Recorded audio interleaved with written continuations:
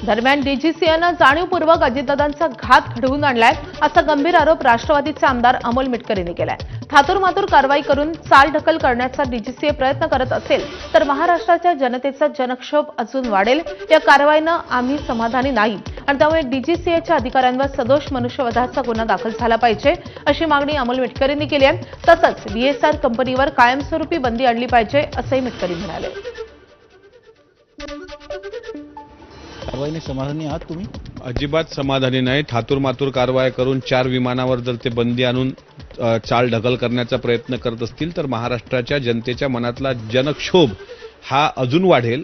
डीजीसीएनी 1 महिन्यानंतर हा अहवाल दिलाय। जसा ब्लॅक बॉक्स हा काही म्हणजे 3 आठवड्यानंतर सापडला, तोही जळालेल्या परिस्थितीमध्ये त्या डीजीसीएच्या परवानगीशिवाय आम्ही सुरुवातपासून म्हणत होतो की व्हीएसआर कंपनीचं जे व्हीएसआर व्हेंचर अजितदादांना तिथून टेक ऑफ घ्यायला दिलं होतं ते नादुरुस्त आहे।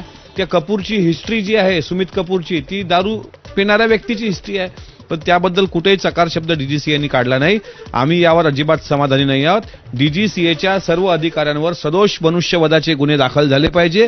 व्हीएसआर कंपनी कायमस्वरूपी बंदी आली पाहिजे। व्हीएसआर कंपनींनी ज्या 50-50 कोटीचे विमे त्यांच्या पायलटचे काढलेत आणि सुमित कपूर हा सुसाईड बॉम्बर म्हणून जो काही ठेवला गेल्याची शंका आम्हाला आहे, त्याबाबत सुद्धा व्हीएसआर कंपनी आणि व्हीएसआर कंपनीचा मालक डीजीसीए यांनी त्याबाबत उत्तर दिली पाहिजे, नाहीतर महाराष्ट्र यांना जिवंत ठेवणार नाही एवढं मात्र नक्की।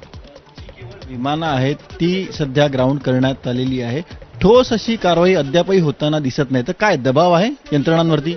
माझं म्हणणं स्पष्ट आहे की कोणाचं तरी पाठबळ असल्याशिवाय यांची मुजोरी एवढी वाढू शकत नाही। AAIB किंवा बाह्य गुप्तचर यंत्रणेच्या माध्यमातून चौकशा करा। डीजीसीएला वाटलं होतं हे सगळं लपलंय, आता हे दबलंय, पण जशा पत्रकार परिषदा घडल्या त्याच्यानंतर डीजीसीएला वाटलं की आता हे आपल्या अंगलट येणार, म्हणून त्यांनी इतक्या दिवसांनी का होईना पण त्यांनी एक गोष्ट प्रामाणिकपणे कबूल केली की व्हीएसआर कंपनीची विमानं नादुरुस्त होती, त्या विमानाला टेक ऑफ घेण्याची परिस्थिती नव्हती। आणि जर त्यांना आता कळलं इतक्या लेट, तर तुम्हाला एवढं कळलं नाही का राज्याचा इतका मोठा नेता बेचिराख जर झाले असतील ते 4-5 मृतदेह तिथं, त्याला जबाबदार कोण? याला जबाबदार डीजीसीए आहे। त्यामुळे डीजीसीएवर सदोष मनुष्यवधाचे गुन्हे दाखल झाले पाहिजे। ही जी कारवाई ही थातुरमातुर कारवाई आहे आणि सदोष मनुष्याचा गुन्हा हा डीजीसीएवरती देखील दाखल करण्याची त्यांनी मागणी केली आहे। व्हिडिओ जर्नलिस्ट विजय देसाईसह सचिन गाड, एबीपी माझा, मुंबई। तर व्हीएसआर कंपनी